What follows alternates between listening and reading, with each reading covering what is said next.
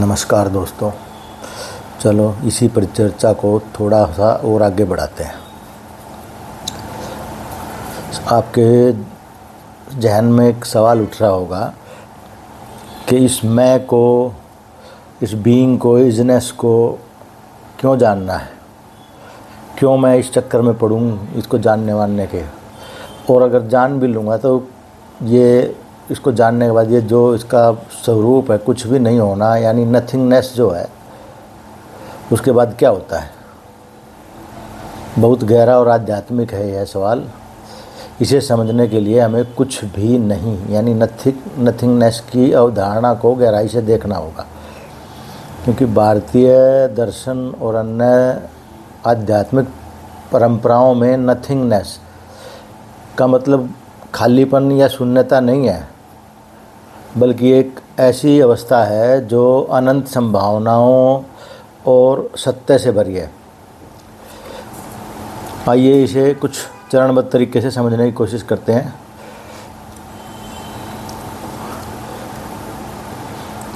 Nothingness का अर्थ यानी कुछ भी नहीं का अर्थ, जैसा कि जवाब में बात हुई, कुछ भी नहीं का मतलब है तुम्हारी सीमित पहचान, यानी अहंकार, शरीर, मन, विचार, इच्छाएं, ये पूरी तरीके से लुप्त हो जाती हैं। ये वो अवस्था है जहाँ मैं का बोध खत्म हो जाता है, बीइंग का, मैं का बोध खत्म हो जाता है। भारतीय दर्शन में इसे निर्विकल्प समाधि, जहाँ कोई द्वैत या भेद नहीं रहता, या बौद्ध दर्शन में, महात्मा बुद्ध के द्वारा बौद्ध दर्शन में शून्यता यानी एम्प्टीनेस को एक निर्वाण के रूप में देखा जाता है।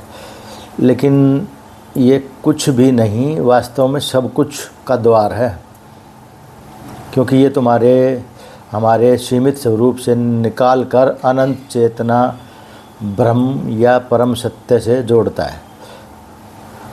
नथिंगनेस के बाद क्या होता है, कुछ भी नहीं की अवस्था के बाद क्या होता है, ये इस बात पर निर्भर करता है कि आप इसे किस दृष्टिकोण से देख रहे हो, आध्यात्मिक, दार्शनिक या व्यवहारिक। आइए इसे कुछ अलग अलग नज़रिए से समझें।